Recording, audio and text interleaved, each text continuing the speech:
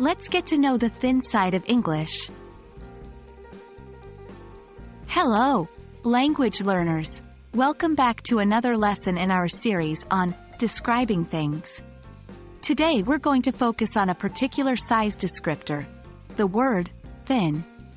Understanding how to use this word effectively will greatly enhance your descriptive abilities in English. So, without further ado, let's get started.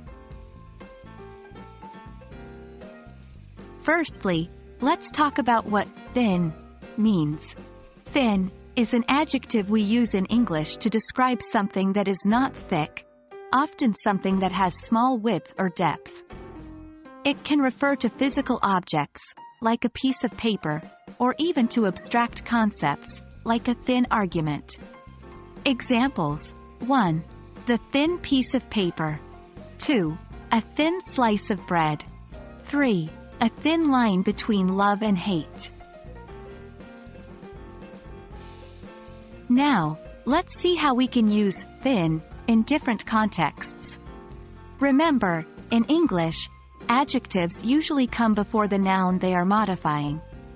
Examples: 1. She sliced the cucumber into thin strips. 2. He drew a thin line on the map. 3. The walls in this apartment are too thin. I can hear everything from the next room. English, like any language, is full of idioms and phrases. Some of these involve the word thin. Knowing these will make your English sound more natural and fluent. Examples: 1. Walk on thin ice. This means to be in a risky situation. 2. A thin veneer. This refers to a deceptive layer of attractiveness or civility over something unpleasant. 3. Thin on the ground. This means to be in short supply or scarce. Lastly, it's important to know how to use thin in comparisons and to express varying degrees of thinness. We usually use thinner to compare two things, and thinnest to identify the extreme. Examples: 1. This sheet is thinner than the one we used yesterday. 2. Of all the slices, this is the thinnest. That's all for today's lesson, folks.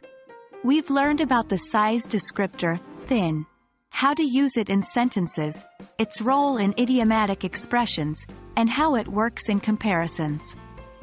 We hope this has been a helpful and engaging exploration into the thin side of English.